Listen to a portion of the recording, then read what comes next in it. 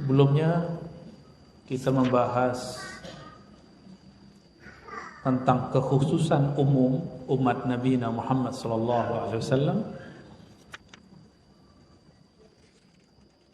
bahwa keutamaan pada umat ini baik yang awal ataupun akhirnya hampir sama. Lalu sampai di nomor 11, wujudu qabri Nabi Muhammad SAW bitta'yin. Satu-satunya kubur yang diketahui secara pasti dan jelas itu kuburan Nabi Muhammad SAW. Selain beliau, semua kuburan dipersoalkan. Walaupun secara tradisi misalnya di Yaman itu ada kubur Nabi Hud, cuma tetap ada yang mempersoalkan. Ada lagi misalnya Ashabul Kahfi, itu 3, di Yaman ada, di Yordan ada, di Turki ada. Terus mana yang benar? Wallahu a'lam. Kubur Nabi Musa, di mana kubur Nabi Musa? Wallahu a'lam. Apakah yang sekarang disebut tempat kuburan Nabi Daud yang menjadi masjidnya orang-orang Yahudi itu benar kuburan beliau?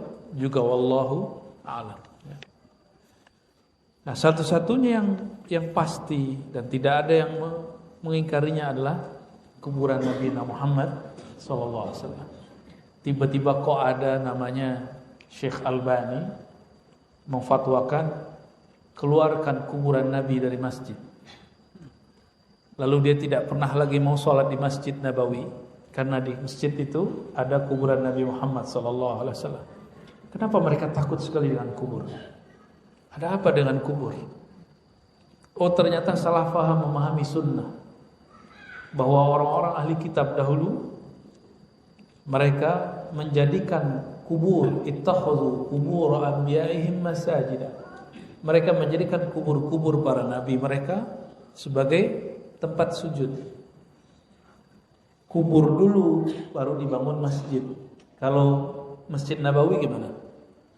Masjid dulu baru ada kubur. Itu aja udah beda tuh ya. Namun ya sudahlah, begitulah pemahaman Albani dan pengikut-pengikutnya yang kita kenal dengan Salafi ataupun Wahabi. Mungkin mereka tidak senang disebut Wahabi, tapi bagaimana lagi? Kitab sejarah menyebut mereka Wahabi. Dan saya berkali-kali mengatakan kita tidak diajarkan untuk membenci mereka. Jika mereka biasa membid'ahkan kita nggak perlu bid'ahkan mereka. Kita cukup mengkritisi mereka. Dan tidak adilnya beberapa kawan-kawan kita ini, kalau kita kritik dia nggak terima. Tapi kalau dia membid'ahkan kita, oh itu biasa aja. Adil nggak? Ya. Makanya ketika kami buka kajian-kajian kitab begini, teman-teman saya para asatis protes. Apa kata dia? Kamu nggak takut dibenci oleh Salafi, Wahabi? Saya jawabnya sederhana aja. Saya nggak ada urusan sama Salafi, Wahabi. Saya dakwah karena Allah Subhanahu wa Ta'ala. Bukan cari perhatian Wahabi, bukan cari perhatian fulan. Mau ngaji silakan, nggak ngaji nggak apa-apa. Ada orang nggak mau lagi ngaji sama kita, nggak apa-apa. Nanti Allah akan ganti siapa yang akan ngaji, begitu terus. Nggak ada lagi yang mau berjuang sama kita, nggak ada masalah juga. Nanti akan bertukar, ada orang yang akan berjuang.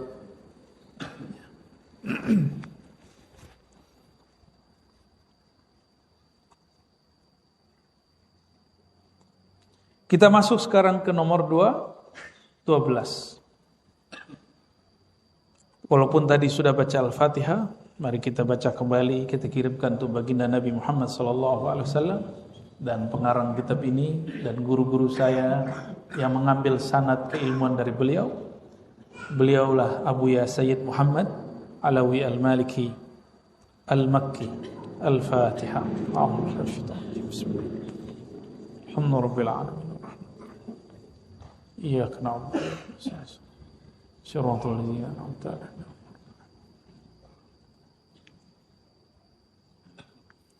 Yang ke-12 dzikrul ummatil muhammadiyyati fil kutubis sabiqah.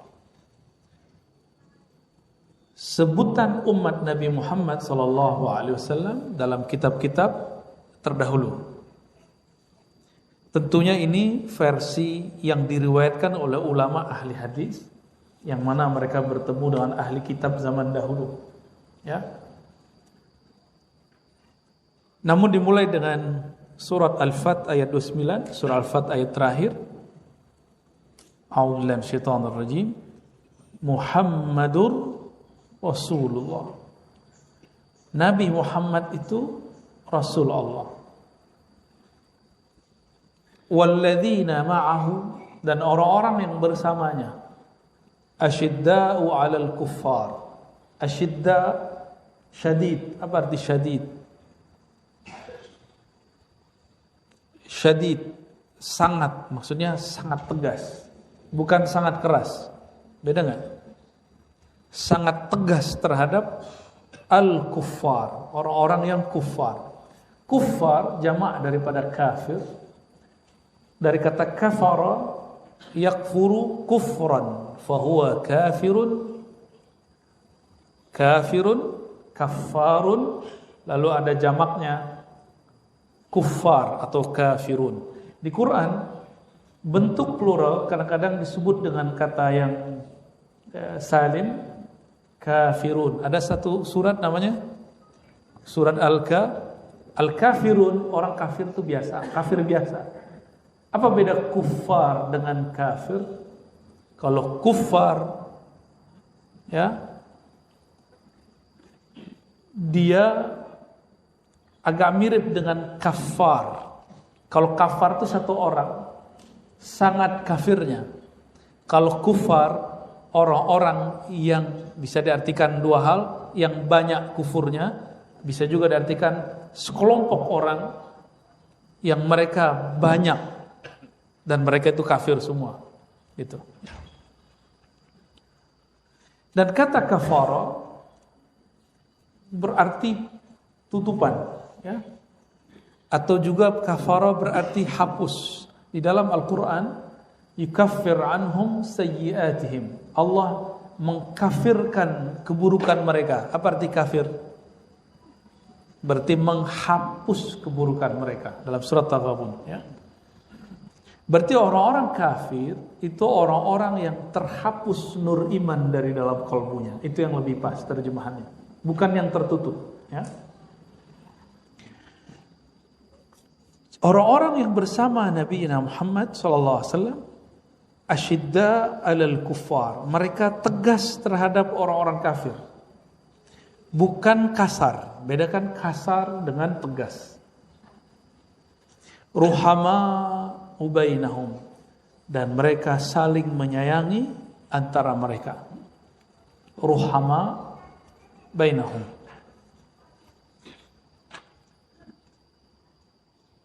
Kalau terjadi bencana, nanya dulu nggak, kamu muslim atau nggak muslim?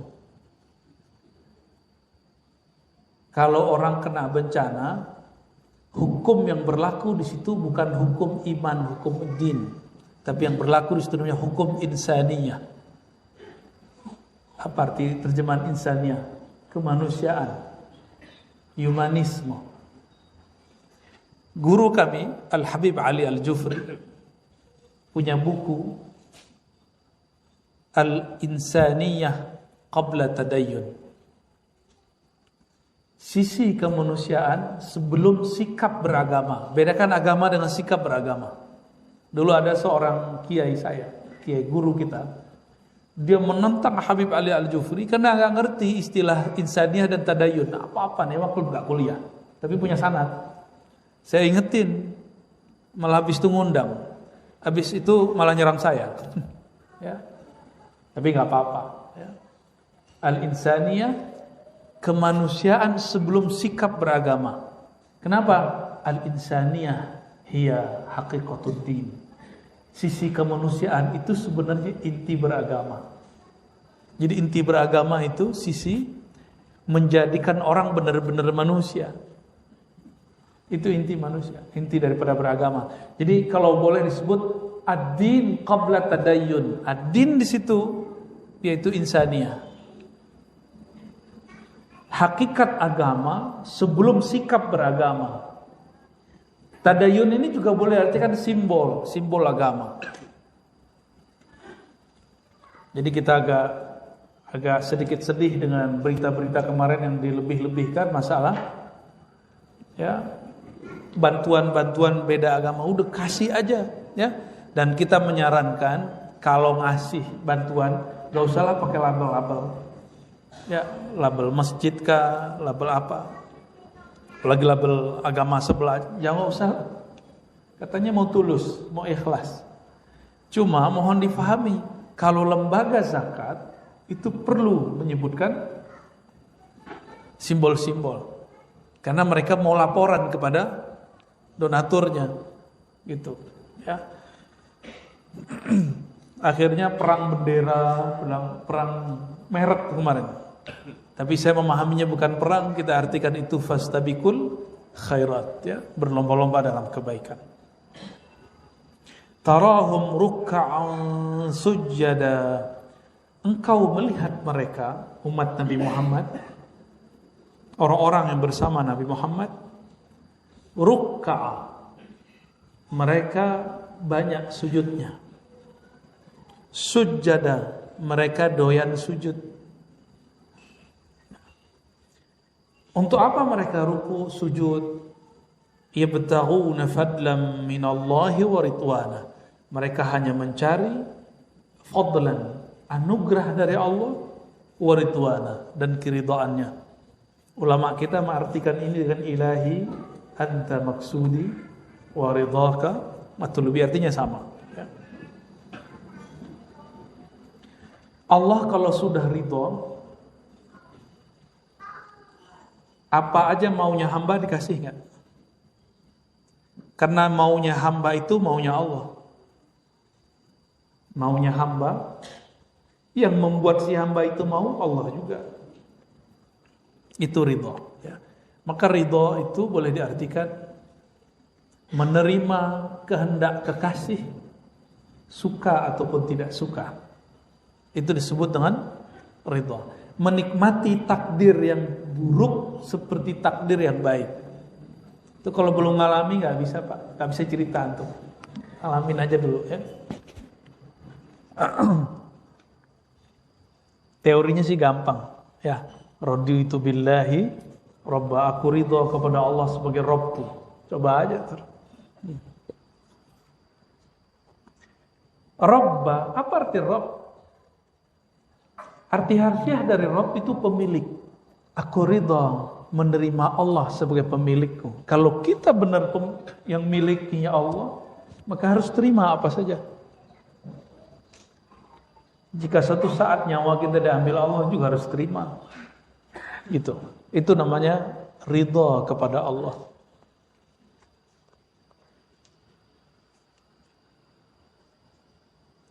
Simahum fi wujuhihim min athari sujud. Simahum, ada tanda pada wajah mereka. Wajah itu mana yang disebut wajah? Sesuatu bagian tubuh yang menghadap ke depan, itu disebut wajah. Nah, ini dia wajah. Ada tanda pada wajah mereka min di situ min sababiyah, karena athari sujud, bekas sujud. Tapi athar juga berarti pengaruh sujud. Sujud itu pengaruhnya bukan hanya pada jidat. Jidat hitam boleh, dia punya jidat hitam, kopiah hitam. Punya jidat hitam, khair, gak ada masalah. Tapi yang paling bagus adalah ketika bekas asar daripada sujudnya itu ada pada diri kita. Orang sujud itu meninggi atau sombong? Sama, ketipu ya, pada ngantuk ya. Meninggi apa merendah? Orang sujud. Orang ruku itu simbol sembah. Sembah itu bahasa Melayu, itu artinya penghormatan. Coba lihat orang Jepang, orang Korea, itu kalau dia hormat banget sama orang depannya, nunduknya agak, bener ya? Sampai agak lurus gitu. Tapi kalau orangnya biasanya di bawah dong. Ya. Jadi ruku itu simbol penghormatan, sedangkan sujud simbol merendahkan diri di hadapan Allah SWT. Seandainya boleh sujud makhluk dengan makhluk, maka yang dibolehkan sujud adalah istri kepada suami. Di syariat Nabi Adam dulu di surga dibolehkan sujud, bahkan diperintahkan malaikat sujud kepada Nabi Adam. Ada ya? Itu bukan sujud apa itu? Ahli tafsir beda pendapat, itu sujud penghormatan atau sujud hakiki. Saya mengatakan dua-duanya. Iya, penghormatan sujud hakiki, nggak usah ditafsir aneh-aneh. Karena dalam syariat ahli surga saat itu, sujud kepada orang yang di dalam dirinya ada nama Allah itu boleh. Itu ayatnya. Wa iz qulna lil malaikatis judu li Adam fasajadu. Lalu mereka sujud. Ini sujud hakiki. Karena sebenarnya dia tidak sujud kepada fisiknya Nabi Adam, tapi sujud kepada nama Allah yang ada pada diri Nabi Adam. Ini yang dikatakan oleh Imam Abul Abbas Al-Mursi, jika kasih Allah disingkapkan hakikat dirinya, maka makhluk yang lain mengira dia itu Tuhan. Dia bukan Tuhan, tapi dikira dia Tuhan. Kenapa? Kekasih Allah dalam dirinya ada nama dan sifat-sifat Allah yang bercahaya.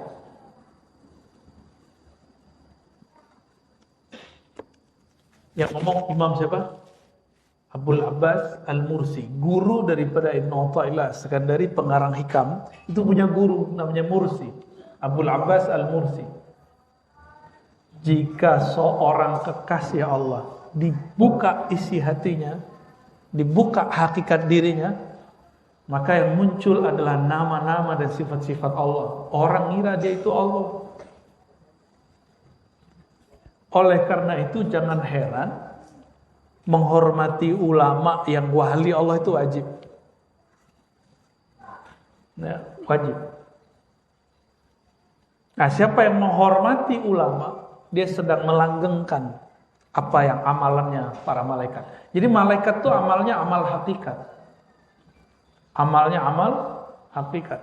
Yang dia lihat bukan zahirnya Nabi Adam, yang dia lihat ilmu Allah pada diri Nabi Adam alaihissalam.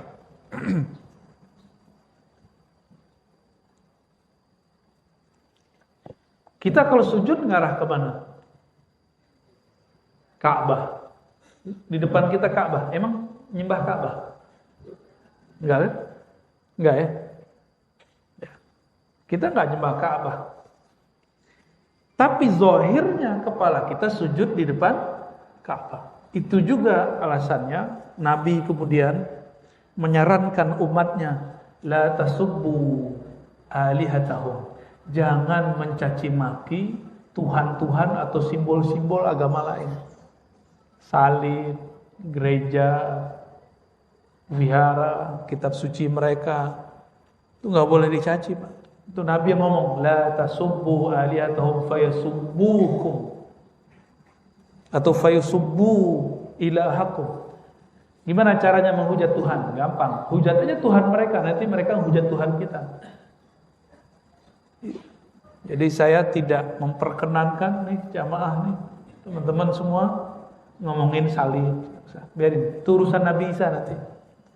Karena dalam hadis Imam Muslim dikatakan jika Nabi Isa turun, dia akan bereskan salib. Yaksirus salib, dia akan beresin salib. Itu bukan urusan kita, ya, bukan urusan kita. Oh Ustaz, fihi jin, gitu ya. Di dalamnya ada jin. Coba tunjukin satu hadis saja. Nabi berkalam dalam salib ada jin, nggak ada. Betul di kitab, satu kitab, dan itu bukan kalam Nabi. kalam qaulun minal ulama, ada seorang ulama mengatakan di situ ada jin jahat. Ini ulama ngomong tapi nggak pakai dalil, maka kita nggak terima karena dalilnya nggak ada. Dalilnya nggak ada. Dan saya memasukkan ini kepada bab sibab alihatul kufar, mencaci maki simbol-simbol atau Tuhan orang kafir. Maka saya tidak menyarankan siapa yang ngaji kitab ini, kitab apa? Al-Khasais al-Ummah al-Muhammadiyah, boleh mengkritisi teologi agama lain, diskusi antar agama, tapi haram mencaci maki Tuhan orang lain. Pergi ke Borobudur, apa ini? Gue kencingin nih, nggak boleh begitu. Ya, cukuplah Sayyidina Ibrahim sudah menuai hasilnya. Nabi Ibrahim benar kan? Ketika dia diadili, engkaukah yang menghancurkan semua berhala itu wahai Ibrahim? Jawabannya apa? Tanya tuh main gede. Ya kan? Ini maksud Nabi Ibrahim biar mereka mengakui Tuhan yang gedenya itu nggak bisa ngapa-ngapain. Benar berhasil. Kata Namrud, Ibrahim, tahukah kamu yang besar itu tidak bisa berbicara, tidak bisa bergerak? Nabi Ibrahim senang masuk dia. Itu maksud saya, kata beliau.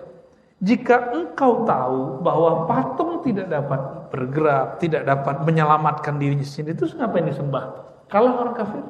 Kalah. Tapi mereka terima? Ya. Maka menang berdebat belum tentu perdebatan kita diterima. Ini udah cukup ya. Wajar kalau Nabi Ibrahim itu zikirnya hasbunallah, cukup Allah aja. Saya suara debat sudah begini gak terima sama orang. Jadi kurangi debat ya, apalagi di sosial media. Kurangi debat, banyak-banyak membaca, memahami, bertanya boleh, berdebat gak usah. Dzalika masaluhum fit Taurah. Begitulah perumpamaan mereka disebutkan dalam Taurat.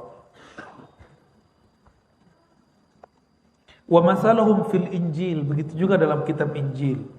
Taurat itu sebutan kitab untuk bahasa Ibrani. Injil sebutan kitab dalam bahasa Suryani. Ya. Kazar'in akhraja syatah sampai akhir ayat ya. Wa akhrajad Darimi fi Musnadi. Imam Darimi dalam Sunan Darimi dan Ibn Asakir meriwayatkan dari Ka'ab al-Ahbar.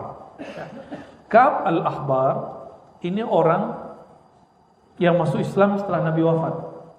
Jadi Nabi masih hidup, dia tahu Nabi Muhammad benar. Cuma ayahnya dan gurunya belum memperkenankan dia masuk Islam.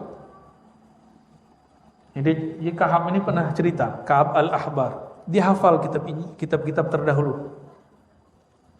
Kata Ka'ab, setelah dia masuk Islam di zaman Khalifah, fi satril awal, di dalam chapter pertama dalam kitab yang dia punya, Muhammadun Rasulullah Abdil Mukhtar. Emang ketulisnya Muhammad. Lafaz nama yang tertulisnya Muhammad. Muhammad Rasulullah itu hambaku yang terpilih. La fazzun wala ghalizun wala sakhabun fil aswaq. Beliau tidak pernah berkata kotor, berkata jelek ya. Mencaci maki di tempat yang paling hina. Di tempat hina aja dia enggak pernah ngomong hina. Maksudnya Nabi Muhammad itu di tempat jahat dia enggak jadi jahat. Di tempat orang ngomong kasar enggak ikut kasar. Nih mohon maaf nih. Udah hijrah, udah ngaji, ya. Terus di jalan motor kita, mobil kita disalip orang. Keluar kata-kata apa? Kalau umat Nabi Muhammadnya bener, nggak akan ngomong kasar. Malah disini assalamualaikum gitu aja Pak. Ya, bisa nggak? Coba ini, assalamualaikum gitu, senyumin aja. Mungkin dia lagi kebelet ya, atau lagi mikirin macam-macam. Apalagi kalau angkot, hanya Allah dan Dia yang tahu di arahnya kemana. Ya, ini bukan pembenaran terhadap angkot, tapi mereka itu berjuang hidupnya begitu. Berjuang hidupnya betul-betul berat.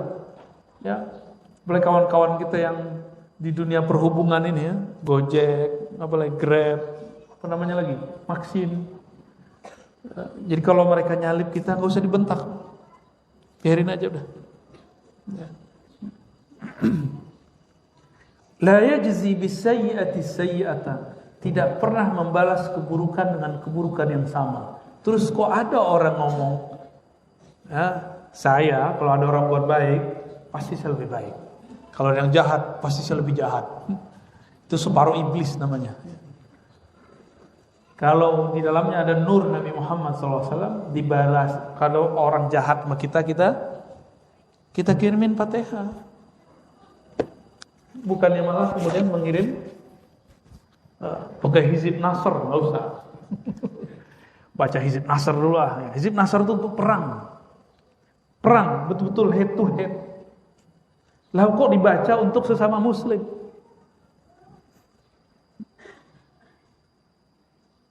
Walakin ya'fu wa yasfah wa yaghfir. Nabi Muhammad itu ya'fu, berjiwa besar. Ya'fu itu berjiwa besar, dia memberi maafnya lebih banyak daripada menyimpan dendam. Udah nggak sempat benci, beliau itu udah nggak sempat benci. Tapi beliau hanya satu yang saya kemudian perhatikan dalam riwayat-riwayat hadis. Ketika tidak ada yang menjaganya saat itu kecuali Allah dan keluarga-keluarganya, yaitu Sayyidina Hamzah. Sayyidina Hamzah dibunuh oleh Wahsy. Saat Wahsy masuk Islam, diterima syahadatnya, tapi beliau mengatakan, wahai Wahsy, Nabi Muhammad itu lebih feminim dari perempuan dalam bab perasaan. Halus sekali. Mohon engkau duduk di belakang tembok, karena memandangmu membuat aku teringat pamanku. Bukan dendam, tapi sedih. Gitu. Nabi pernah begitu. Tapi itu cuma beberapa waktu, nggak lama. Ini yang membuat Wahsy ketika masuk Islam, lalu Nabi wafat, dia kemudian kembali minum-minum. Di setiap kali dia stres, dia minum. Berkali-kali dijilid, kena hukum. Tapi karena Nabi pernah mendoakannya beberapa masa sebelum dia meninggal, ya, dia kemudian sadar. Abu Bakar As-Siddiq radhiyallahu anhu jadi khalifah. Dia mengatakan, wahai Abu Bakar, aku ingin berjuang bersamamu membunuh orang-orang yang mengingkari nubuat Nabi Muhammad dan berkhianat kepada Nabi Muhammad, namanya Musailamah. Ya. Ada nabi-nabi palsu, itu yang bunuh siapa? Wahsy. Maka Wahsy menebus kematian Sayyidina Hamzah dengan membunuh nabi palsu. Baru dia kemudian syahid fi sabilillah, ya. Mauliduhu bi Makkah wa hijratuhu bi Thayyibah. Tempat lahirnya di Mekah, hijrahnya di negeri Thayyibah. Jadi ternyata di kitab lama, kata Ka'ab al-Ahbar, Madinah itu namanya Thayyibah. Kalau Bapak main-main di Madinah, sesekali muter-muter, ada kampus namanya Jami'ah Thayyibah. Kampus Thayyibah. Jadi nama lama daripada, kalau saya nyebutnya nama langitnya Madinah itu Thayyibah. Karena sudah dikenal sebelum kotanya ada. Kotanya belum ada, namanya sudah muncul. Jadi ada nama-nama yang itu namanya dari langit, sudah diturunkan.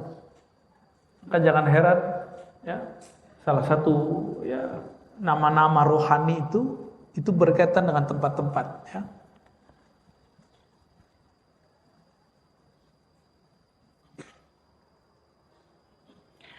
Wa mulkuhu bisyam, kekuasaannya sampai ke negeri Syam. Syam itu Palestina, Suriah, Lebanon, Yordan. Itu disebut dengan Syam. Rasnya beda dengan ras Arab. Ya, mereka itu mirip sama Yahudi. Wajahnya mirip dengan Yahudi, mukanya mirip Yahudi. Orang-orang Semit, ya. Ibu kota Syam itu Dimashq. Dalam bahasa Romawi Timur disebut Damaskus. Sampai sekarang disebut Damaskus, ya, Damaskus. Wa fi satr tsani, nah di chapter 2 di kitab yang dia punya, kitabnya Al-Ka'b Al-Ahbar, Muhammadur Rasulullah. Tadi menceritakan beliau, sekarang menceritakan umatnya. Ummatuhu al-hammadun yahmaduna Allah fi sarra'i wad dharra. Umat Muhammad sallallahu alaihi wasallam itu umat yang disebut Hammad. Apa arti Hammad? Yang banyak memuji Allah. Disebut, nah, jadi kita ini akan disebut umat Hammad. Jadi salah satu gelar umat Nabi Muhammad itu Hammad. Jadi kita ini akan jadi Hammad, walaupun nama kita lahir bukan Hammad. Tapi kalau sudah sampai kepada makom ini, memuji Allah baik dalam senang ataupun susah, disebut dengan Hammad. Kalau naik nggak boleh ngeluh, takbir, Allahu Akbar. Jadi dulu takbir itu bukan untuk bentak orang. Takbir itu dulu untuk berjuang, naik. Hatta cuma naik tempat yang tinggi bertakbir. Apalagi sedang menaiki emosi. Ya. Ru'atus syams, mereka selalu memperhatikan pergerakan matahari. Yusalluna as-salata idza jaa waqtuha. Mereka salat jika datang waktunya. Ada yang unik dari umat Nabi Muhammad SAW. Seharusnya umat Nabi Muhammad itu paling maju harusnya. Salat berapa kali sehari? Sehari semalam? Berapa kali yang wajib? 5, benar. Jangan lupa lagi. Dan kita kerjain, benar gak? Kita kerjain, besok diulang lagi, besok diulang lagi. Berarti agama ini mengajarkan satu hal yang disebut istiqomah. Kalau bahasa orang-orang hari ini disiplin. Dan yang saya tahu dari orang-orang sukses, orang sukses itu bukan karena pinter aja, bukan karena dia anak orang kaya punya modal banyak, tapi karena dia disiplin. Benar gak? Seharusnya umat Nabi Muhammad orang-orang yang sukses. Kenapa? Karena mereka sudah diajarkan disiplin lewat salat. Walau kanu ala ra'si kunasa, meskipun mereka berada di atas tempat pembersih, maksudnya kotoran, misal boleh diartikan sampah, ya. Wa ya'taziruna ala awsatihim, mereka suka pakai sarung. Nah, yang pakai celana sesekali pakai sarung, ya. Saya dua-dua, Pak. Saya pakai celana juga pakai sarung. Kebetulan hari ini moodnya pakai, dari malam tadi moodnya pakai celana sama gamis. Tapi hari-hari Bapak sudah lihat saya suka pakai sarung, ya. Kalau enggak lah masalah sama istri, saya ke mall tuh pakai sarung, Pak. Cuma dia maunya suaminya agak keren dikit kalau ke mall. Akhirnya kita pakailah baju-baju kaos, baju celana biasa. Ya'taziruna ala awsatihim wa yuwaddi'una atrafahum wa aswatuhum bil-laili fi jawis sama' ka aswatin nahl. Jadi mereka suka pakai sarung, bukan jingkrang. Ya, bukan celana jingkrang, sarung, Pak. Jadi walaupun agak risih nih pakai celana, pakai sarung, sesekali lah. Sehari itu sholat sekali aja pakai sarung. Ya, mulai ngamalin sunnah pakai sarung, ya. Jadi yang sunnah itu sarung jingkrang, bukan celana jingkrang. Itu baru sahih. Ya. Jadi kalau mereka nih yang pakai celana jingkrang, pakai sarung, saya bilang asabta sunnah ya akhi. Wah. Iya. Wa yuwaddi'una atrafahum, mereka berwudu. Kalimat ini disebut atraf, anggota, ujung-ujung anggota. Enggak disebutkan dalam kitab terdahulu cara wudunya. Baru turun surah Al-Maidah ditunjukkan gimana cara wudunya. Aswatuhum bil-laili fi jawis sama' ka aswatin nahl. Mereka itu malam hari suaranya seperti suara nahl. Nahl itu artinya apa? Lebah. Lebah udah pernah dengar? Ngapain mereka? Wiridan. Mereka baca Quran. Mereka zikiran. Maka Nabi mengatakan, autiru ya ahlal Quran. Walaupun kita enggak hafiz 30 juz, Enggak habis 30 juz, Nabi mengatakan berwitirlah wahai keluarga Quran. Mau disebut keluarga Quran? Witir. Orang kalau sholat witir malam hari pakai ayat enggak? Minimal keluarga kulhu sama kuliah, ya kan? Lumayan itu. Kulhu antum baca 3 kali nilainya itu sama kayak Quran. Nah, coba mulai. Malam nanti witir. Enggak bisa sebelum subuh, sebelum tidur. Enggak bisa di akhir malam, tengah malam. Enggak bisa di awal malam. Saya punya guru namanya Syekh Ahmad Darwis, murid dari Syekh Hadis Al-Umari dan murid dari banyak masyayikh dari Mesir, dan lama diperintah sama gurunya dulu untuk berdakwah ngajarin Muhammad Ali, petinju. Muhammad Ali itu muridnya dia. Beliau itu kalau sholat Isya itu 2 jam. Jadi kalau telat dia pulang safar, dia jamak maghrib Isya. Isyanya itu 2 jam. Dia hafiz Quran tapi dia taruh Quran di depannya dan dia baca. Dan bacanya indah sekali.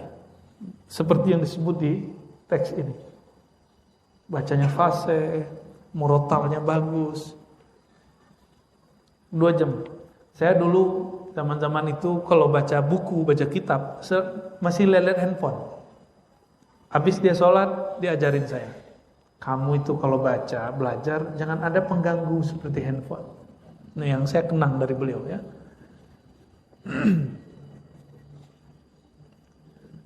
Mau ngamalin? Nggak hafiz Quran kan? Coba beli Quran yang gede, taruh depan, beri standing. Nggak sanggup 1 juz semalam? Ya sudah, berapa halaman? 2 halaman. Nah, mulai supaya kita menjadi keluarga Quran. Jangan jadi keluarga kuliah sama kulhu terus. Ya. Udah sempit itu ininya, rumah keluarganya tuh.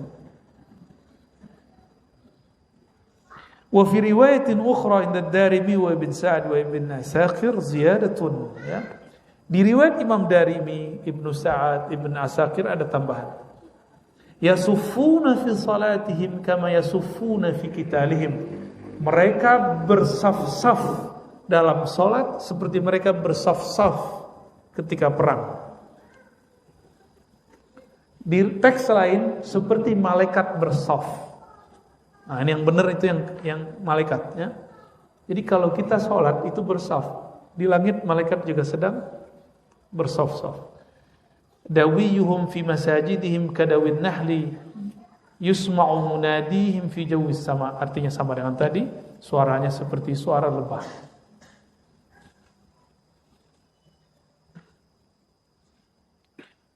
Dalam riwayat Abu Nuaim, anajiluhum fi sudurihim, kitab mereka bukan disimpan di kertas. Kitab mereka tersimpan di dalam dada. Maksudnya mereka menghafalkannya. Dan mereka tidak hanya hafal, juga memahaminya. Jadi kalau sudah sebut sudur, hafal atau faham. Saya nggak hafal, fahamnya. Karena beda khawarij, ekstremis dengan orang mukmin yang penuh rahmah. Qurannya sampai ke dada apa enggak? Kalau mukmin yang bagus, Qurannya tembus sampai ke dada. Ya. Qurbanuhum alladhi yataqarrabuna bihi ilayya dima'uhum. Mereka mendekatkan diri. Nah, mendekatkan diri bahasa Arabnya kurban. Ini kurban itu bukan bahasa Indonesia. Kurban qaraba, mendekatkan. Mereka mendekatkan diri, yataqarrabuna bihi ilayya dima'u, yaitu dengan darah, maksudnya menyembelih. Urbanum bil-laili luyusun bin-nahar. Mereka itu seperti rahib di malam hari, seperti ketika berjuang di siang hari seperti singa. Luyus jamak dari laith. Ini ingat syair-syairnya. Mungkin yang umuran saya tahu, mungkin dengar dulu Nada Murni. Apa? Dengar nasyid Nada Murni. Tahu ya? Enggak tahu ya? Ya. Di Malaysia tuh ya, Nada Murni, ada Hijaz, ada namanya Sunnah Berjuang. Malamnya seperti rahib, siangnya seperti singa. Ya. Dalam riwayat Abu Nuaim yang lain, Abu Hurairah menyampaikan, "Jaa fi awsafi hadhil ummah fi Taurah." Ya. Di dalam kitab Taurat, sifat umat ini annahumul akhirun as-sabiqun. Umat ini disebut akhir tapi terdahulu. Jadi kita ini akhirun sabiqun. Mulai dari umat Nabi Muhammad yang awal, Sayyidina Abu Bakar, sampai hari ini, kita ini disebut dengan umat yang akhir. Tapi khusus yang ngaji siang ini dan siapapun yang hidup di masa ini, kita terkumpul benar-benar akhir, tetapi secara martabat kita ini sabiqun. Sabiqun artinya yang didahulukan. Ya. Nanti di akhirat, kalau para nabi mengumpul, ini barisan Nabi Muhammad paling depan, Nabi Muhammad belakangnya umatnya, baru nabi yang lain. Berarti kita ini nanti belakangin nabi-nabi yang lain. Nah, itu yang disebut sabiqun. Terakhir dikeluarkan, diutus, terakhir dimunculkan di dunia, tapi nanti di padang mahsyar kita di saf depan, belakangnya baru para nabi. Umur pendek tapi penghargaannya paling besar. Kenapa umur umat Nabi Muhammad pendek-pendek? Karena ujiannya lebih panjang. Semua masalah yang ada di zaman terdahulu ada sekarang. Coba, apa maksiat yang dulu ada di zaman dulu? Maksiat zaman Nabi Lut apa? Sekarang ada? Tidak hanya laki sama laki, sekarang perempuan juga sama perempuan. Tidak hanya itu, bahkan manusia sama hewan pun ada hari ini. Dulu, jadi lebih parah dari dulu. Kenapa? Sekarang ada akses, bahkan ada komunitas. Dulu Nabi Lut diejek oleh orang-orang yang melakukan ini. Apa kata mereka? Jangan sok suci kamu. Kalimat jangan sok suci kita gunakan untuk menghina diri, bukan untuk merendahkan orang lain. Nah, bagi mereka itu untuk membela diri. Ya. Apalagi umat terdahulu ada yang menggauli emaknya. Sekarang Pak ada. Ya. Ada saudara dengan saudara, sibling. Sekarang terjadi. Nauzubillah min dzalik. Ya. Riba sekarang tambah banyak. Ya, mohon maaf, saya termasuk yang tidak sepakat dengan pinjol. Pinjaman online hampir mirip sama dengan riba tradisional, persis sama. Kalau bank, fatwanya saya sudah jelaskan di banyak kajian. Ya, sudah paham tentang bank ya. Bahwa ulama kita sepakat semua bahwa riba haram, tapi tidak semua sepakat mengatakan bank itu haram. Ya. Fatwa Mesir 2003 mencabut keharaman bank, Indonesia 2003 baru mengharapkan bank. Berarti bank ini barang yang tidak pernah ada di zaman Nabi dan diperdebatkan hari ini. Namun yang berdebat dan yang mengatakan bank itu haram, mulai dari ujung rambutnya sampai ujung kakinya tidak pernah terlepas dari barang yang berkaitan dengan bank. Coba yang ngaramin bank angkat tangan. Gak ada yang berani? Takut diambilin isi dompetnya ya? Yang ngaramin bank sini, keluarin dompetnya, kasih ke saya aja ya. Karena dompet antum itu isinya handphone sekarang ya. Sekarang orang pada handphone. Ada handphone di sini nih. Sama pin-pinnya sekalian. Karena nggak mengerti usul dengan baik, usul fikih dengan baik, orang kemudian membabi buta mengharamkan sesuatu yang belum tentu haram. Ya. Lalu difitnahlah kita menghalalkan riba, kan konyol. Siapa yang berani menghalalkan yang Allah haramkan? Nggak ada. Kalau Allah sudah katakan haram, titik, selesai. Kecuali dalam bab penafsiran itu beda cerita. Al-mustajibun al-mustajab lahum. Yang menerima panggilan dan yang diterima seruannya itu umat Nabi Muhammad sallallahu alaihi wasallam. Anajiluhum fi sudurihim yaqra'unahu zahiran. Quran mereka, kitab suci mereka disebut di teks Injil mereka. Dulu mereka menyebutnya Bible. Ya. Kitab mereka ada di dada mereka, yaqra'una zahiran. Mereka membacanya secara zahir. Di luar kepala maksudnya. Ya'kuluna al-fai. Umat terdahulu enggak boleh makan harta rampasan tanpa perang ataupun lewat perang. Tapi umat ini boleh. Tapi muncul ajaran ekstrim, cuma karena beda faham, dia ngerampok di swalayan, ngerampok di toko emas, dan dikatakan ini fai. Fai itu artinya rampasan tanpa perang. Ini konyol, bukan? Ada dijadiin untuk perang kemarin ya, latihan perang dia. Alhamdulillah sudah ketangkap. Yaj'aluna as-sadaqata fi butunihim yu'jaruna 'alaiha idza hamma 'aluhum bihasanatin falam ya'malha kutibat lahu hasanatun wahidah. Ya, udah panjang ini. Jadi di kitab-kitab terdahulu ciri-ciri umat Nabi Muhammad SAW sangat-sangat banyak. Ini mau dibacain semua gimana nih Kiai? Kelamaan ya.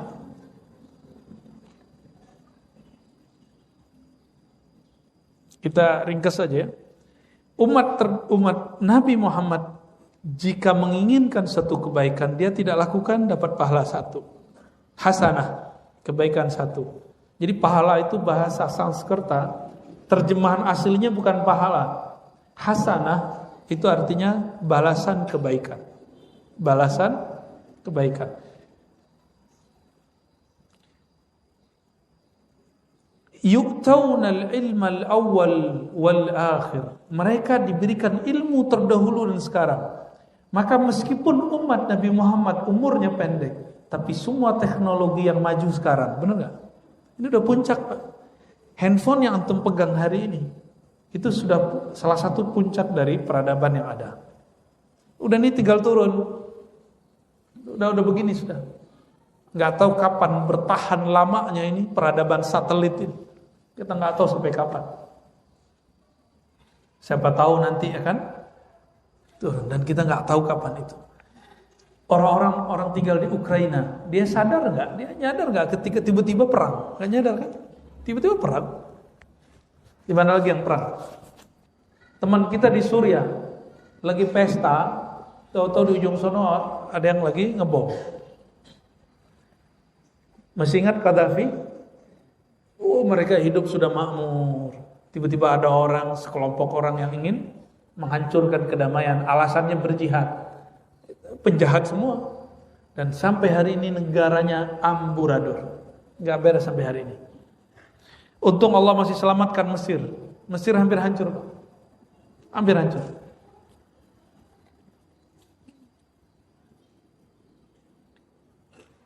Ilmu terdahulu dan ilmu orang akhir. Orang terdahulu ilmunya ilmu hakikat. Orang-orang akhir sekarang ilmunya ilmu syariat. Ilmu zahir, peradaban. Jadi Bapak nih kalau ketemu Nabi Musa, Nabi Sulaiman, yang paling keren Nabi apa? Nabi Sulaiman. Beliau punya tongkat dan cincin.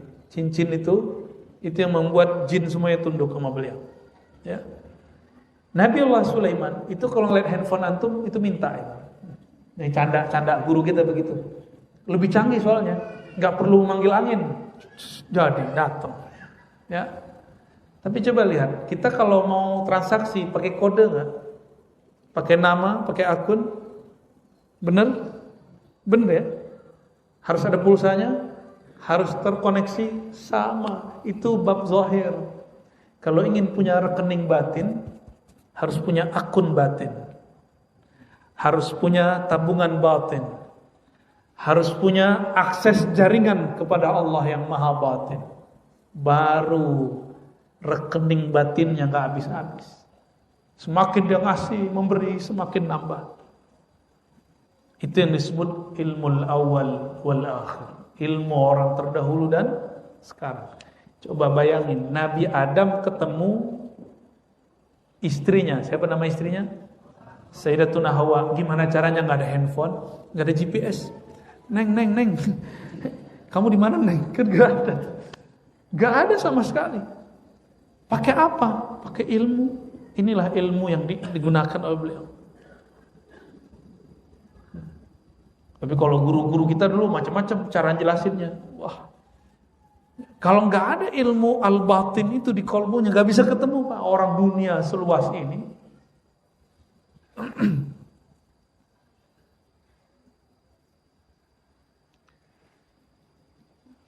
Ngidupin mobil, ya harus ada kuncinya, benar? Sama-sama merek Toyota, beda kunci, bisa hidup nggak? Nggak bisa. Kenapa? Ada code-nya, ada codingnya di situ. Nabi Sulaiman panggil angin, itu ada codingnya, ada kode yang dia baca. Ada nama yang dia panggil, seperti Nabi memanggil pohon-pohon kurma supaya datang. Namanya siapa Pak? Pak Budi. Kalau saya panggil Ibut, nggak nyahut kan? Nggak nyahut. Bud, Ibut, nggak nyahut. Nama saya Budi kok, gitu. Ini analog aja Pak. Dipanggil orang Ibut, kita nggak nyahut. Tapi kalau dipanggil dengan nama Budi, kita nyahut, kita nyahut. Kira-kira Nabi Sulaiman bisa manggil angin, gimana caranya? Karena dia tahu siapa itu angin, apa namanya, dia ngerti semua. Ilmu coding sekarang namanya, sehingga bisa mengendalikan alam. Itu pesawat, kalau nggak ngerti coding itu gimana? Nggak bisa. Ya. Tapi hari ini orang mulai mengingkari ilmu-ilmu itu. Mau buat aplikasi, mau buat virus sama antivirus, pakai coding itu nggak? Pakai. Mulai dari angka huruf. Itulah dahsyatnya kekuatan angka. Ya. Hebat kekuatan angka itu. Angka huruf. Maka ketika Allah menurunkan satu ayat cuma dengan 2 huruf, ha mim, atau 3 huruf, alif lam mim, itu simbol-simbol alam semesta. Simbol-simbol itu ilmu orang-orang terdahulu. Fayaqtuluna quruna ad-dalalati wal masih ad-dajjal. Mereka berperang, ya, melawan tanduk-tanduk kesesatan dan masih ad-dajjal, ya. Kalau orang-orang Kristen nyebutnya antikris. Kalau dalam ilmu sosiologi disebut Mesiah. Ya. Mesiah ini paling dekat dengan istilah bahasa Arabnya Al-Masih.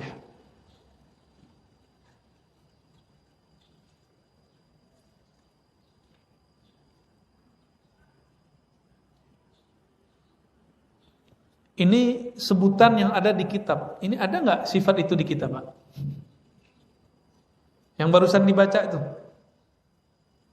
Akhirun sabikun, mustajibun mustajab.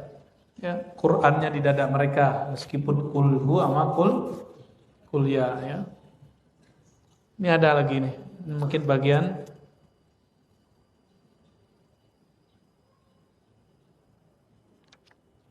kita bacalah. Ja'a fi wasfi hadhil ummah annaha khairu ummatin ukhrijat linnas. Kata Abu Nuaim dari Ka'ab al-Akhbar, di kitab terdahulu umat ini adalah umat yang terbaik yang pernah ada. Jadi kita ini umat terbaik yang pernah ada. Fasilitasnya, zamannya. Apalagi karakternya satu. Nah, ini semoga ini ada di kita nih. Satu, ya'muruna bil ma'ruf. Mereka mengajak kepada yang ma'ruf. Ma'ruf itu pantas. Amar ma'ruf nahi mungkar bukan dengan mendatangkan kemungkaran baru, bukan dengan membentak, bukan dengan kata-kata kasar, bukan dengan menyakiti orang. Amar ma'ruf artinya sesuatu yang pantas, yang layak. Ya. Nahi mungkar menolak yang tidak dikenal kebaikannya. Yu'minuna bil kitabil awwal akhir. Ciri kedua umat Nabi Muhammad dalam kitab terdahulu. Mereka percaya kepada kitab-kitab terdahulu dan sampai terakhir. Percaya semua? Kalau yang pertama masuk gak? Mengajak kepada yang ma'ruf, melarang dari yang mungkar. Moga masuk ya. Yang ketiga, jika mereka berkehendak melakukan sesuatu, qalu insyaallah. Mereka mengatakan insya Allah, enggak ada kata pasti. Yang ada cuma insya. Apa makna insya Allah? Jika syaa menghendaki Allah, jika Allah menghendaki dengan masyiahnya, qudrat iradatnya. Itu ya. As-sa'idu lahum tuhurun wal ardu lahum masjidun. Jangankan air, debu-debu yang menempel di bumi, di tanah, di tembok, semuanya suci untuk mereka. Benar ya? Suci nggak buat kita? Coba diperhatikan Bapak Ibu, saudara-saudari yang bukan Allah. Kalau air nggak ada, kita tayamum. Tayamum itu bersuci sebagai pengganti air. Di mananya suci? Debu kita ambil, kita lap, ini. Itu tambah bersih atau tambah kotor? Harusnya tambah kotor dong. Ternyata Allah itu menjadikan tayamum itu bukan kebersihannya yang dicari, tapi kepatuhannya. Bapak kentut, ada yang nggak bisa kentut? Oh gawat tuh. Kentut, tapi yang dicuci enggak. Nyambung kata Sayyidina Ali karamallahu wajhah dalam Sahih Bukhari. Ini bukti agama ini tidak dibangun atas akal-akalan, tapi dibangun berdasarkan wahyu kepatuhan. Ya.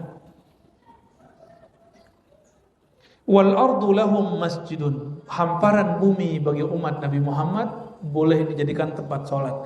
Ini bedanya kita dengan umat lain. Umat lain dia sholat mesti di tempat ibadahnya. Kalau kita sholat di mana aja boleh, yang penting tempatnya tidak najis.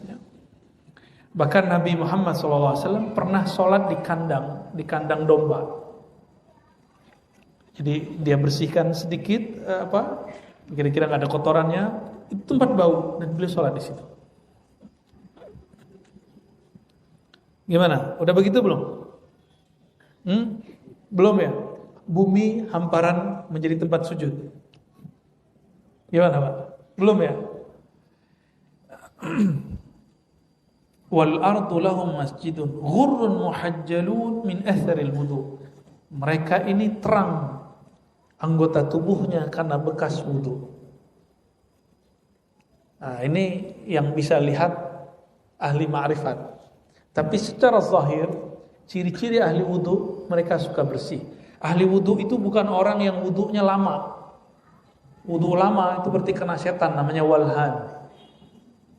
Udah wudu kayaknya ulang lagi. Jadi setiap wudu kotor. Nabi itu wudu sederhana sekali, bisa dengan air sedikit. Dan Nabi kalau wudu, karena dulu tidak ada keran, ada yang nuangin, terus ada tempat nampung, lalu Nabi ngambil dikit-dikit, dikeluarin tangan, kepala, satu-satu. Jadi air segini muat cukup. Kalau kita gimana? Mesti ya, maka di luar negeri di barat, orang Indonesia kalau sholat Jumat pasti airnya luber kemana-mana, dan itu masjid langsung tekor. Bayar airnya kemahalan. Nah, ini tips. Walaupun kita di negeri yang banyak air, kata Nabi, iqtasid walau kunta fi nahrin jarin. Hendaklah kamu hemat air meskipun di tempat yang ada air mengalir, di sungai. Jadi nanti kalau berwudu di bawah, coba praktekin. Bukanya dikit kecil, jangan gede-gede. Kayaknya harus ada inovasi, Kiai. Wudu itu nggak boleh buka banyak-banyak. Jadi kalau dibuka airnya kecil aja. Gitu. Khusus tempat wudu, kalau tempat bersuci lain digedein. Bisa nggak begitu? Protes ya? Nggak seru nih masjid sini gitu ya. Berarti ngaji fikihnya kita belum beres. Ngaji fikihnya kita nggak beres. Nah, mulai pagi ini saya berharap siapapun yang hadir di majelis ini ataupun yang mendengarkan kajian ini, coba mulai berwudu dengan cara yang hemat. Karena kita ini males mati-matiin nutup-nutup bukanya dikit ya bukanya. Itu air kalau kita biarin, air bersih nggak? Tapi masuknya ke solokan itu air bersih. Jika ada 100 orang berpikir, nggak apa-apa, berarti hari itu sudah berapa kubik keluar. Jika yang mampir di masjid ini, karena ini masjid tepi jalan, ada 1000 orang, bisa dibayangkan. Wajar kalau kemudian Jakarta sekarang air di bawahnya fluktuatif, bisa sedikit, ya. Katanya Jakarta sekarang sudah mulai turun, tanahnya sudah mulai turun. Di Semenanjung Malaysia sudah nggak boleh orang buat sumur, takut amblas. Nah, Jakarta kan sudah bagian-bagian utara itu rumah-rumah sudah mulai jauh di bawah jalan. Ya. Mau ya ngamalin sunnah ala Nabi.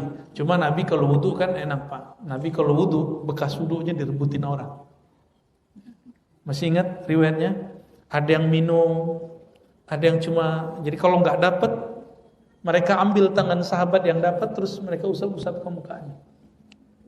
Begitu mereka mengambil keberkahan wudu Nabi. Tapi kalau air wudu saya jangan. Air wudu saya itu isinya dosa semua. Kalau air wudu Nabi pernah dosa nggak?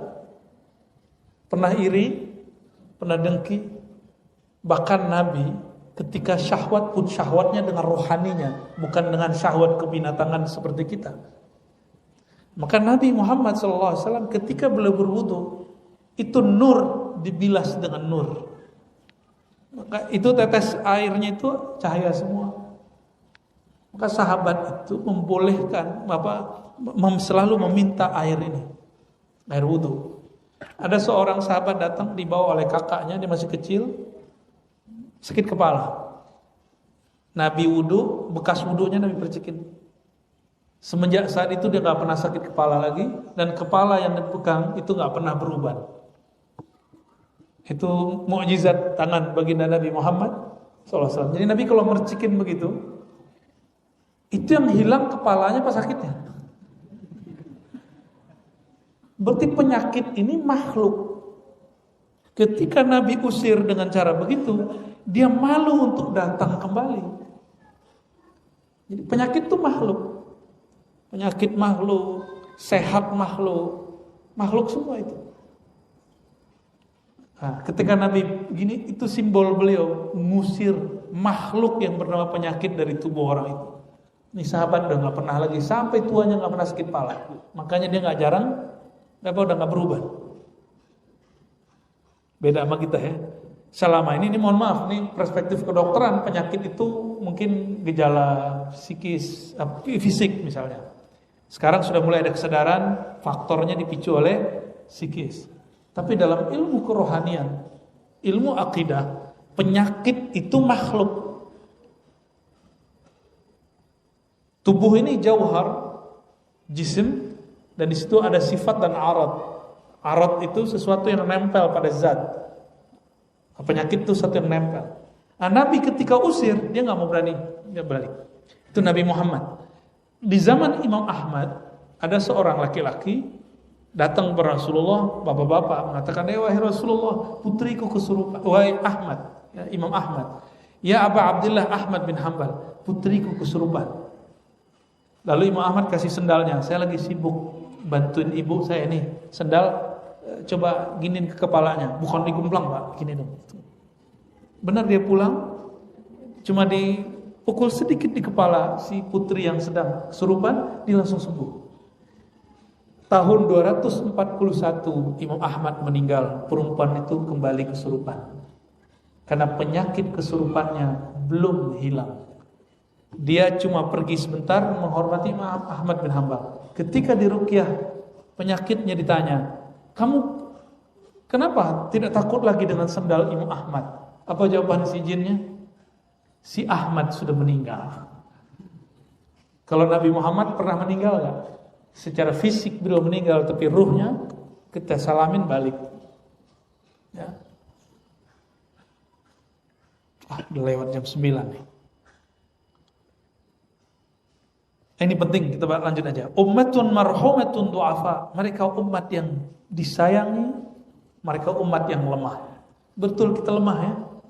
Nabi Adam tingginya setinggi pohon kelapa. Satu langkahnya sama dengan kita 100 langkah. Belum lari 100 langkah, kita gimana Pak? Kita lari bentar udah ngos-ngosan ya. Naik tangga begitu ngos-ngosan gak? Yu'taunal kitab istafaituhum faminhum zalimun li nafsihi wa minhum muqtasidun wa minhum sabiqun lil khairat. Mereka diberikan Alkitab, itu Al-Qur'an. Aku milih mereka di antara mereka ada yang zalim kepada dirinya, ada yang sedang, ada yang berlomba kepada kebaikan. La yadkhulun nar minhum illa man bari'a minal hasanat misla ma bari'al hajar min wariqis syajar. Umat Muhammad tidaklah masuk neraka kecuali yang melepaskan diri dari nilai-nilai kebaikan. Nah, jadi selama di dalam qalbu ada kebaikan-kebaikan, insyaallah masuk surga semua. Amin ya rabbal alamin. Wah, masih banyak Pak. Kita lanjutkan bulan depan aja lah ya. Insyaallah ya. Baik, sampai di sini barangkali ada yang mau didiskusikan, silakan. 2 orang aja ya.